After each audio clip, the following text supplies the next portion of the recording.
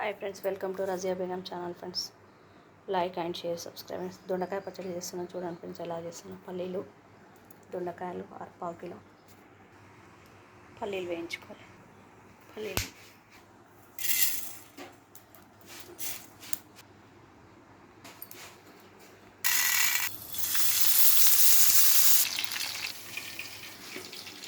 పచ్చిమిర్చి వేగిన తీస్తున్నాను.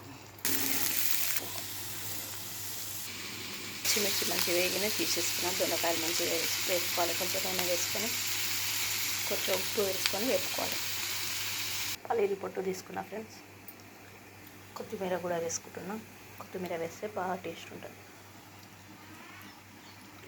ధనియాలు, జీలకర్ర, మెంతులు, మినపప్పు, సాయి మినపప్పు మంచిగా వేగుతున్న ఫ్రెండ్స్. ఒక 10 నిమిషాలు వేపుకోవాలి. మంచిగా కొత్తిమీర వేసుకోవాలి. చింతపండు వేసుకోవాలి. 90% ఉడికితే సరిపోతుంది.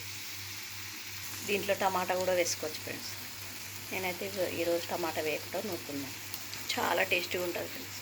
అంటే ఇప్పుడే వేసుకోండి. పసుపు పోపు పెట్టకుండా పోపు పెట్టేదైతే పోపులో వేసుకోండి, లేకుంటే ఇప్పుడే వేసుకోండి. నేనైతే పోపులో వేస్తాను. పసుపు పోపు వేస్తేనే మంచిగా ఉంటుంది. తాలింపు వేగిపోయిన ఫ్రెండ్స్. స్టవ్ బంద్ చేసుకోవడము. రోటి పచ్చడి రోల్లో నూరుకోండి ఫ్రెండ్స్ మీరైతే. నేనైతే మిక్సీలో వేస్తున్నా. బంద్ చేసుకున్న కొద్దిసేపు చల్లగా అయినాక మిక్సీ వేసి పట్టుకుంటాను. నాకు పల్లీగిన మిక్సీ పట్టాలి. జీలకర్ర, మెంతులు, ధనియాలు, ఎల్లిగడ్డ మంచిగా మిక్సీ పట్టుకో. పచ్చిమిర్చి వేస్తున్నాం. ఉప్పు కొంచెం ఆల్రెడీ మనం ముక్కలలో వేస్తాం. దొండకాయ ముక్కలు వేసుకున్నాం. మిక్సీ పట్టుకుంటున్నాం.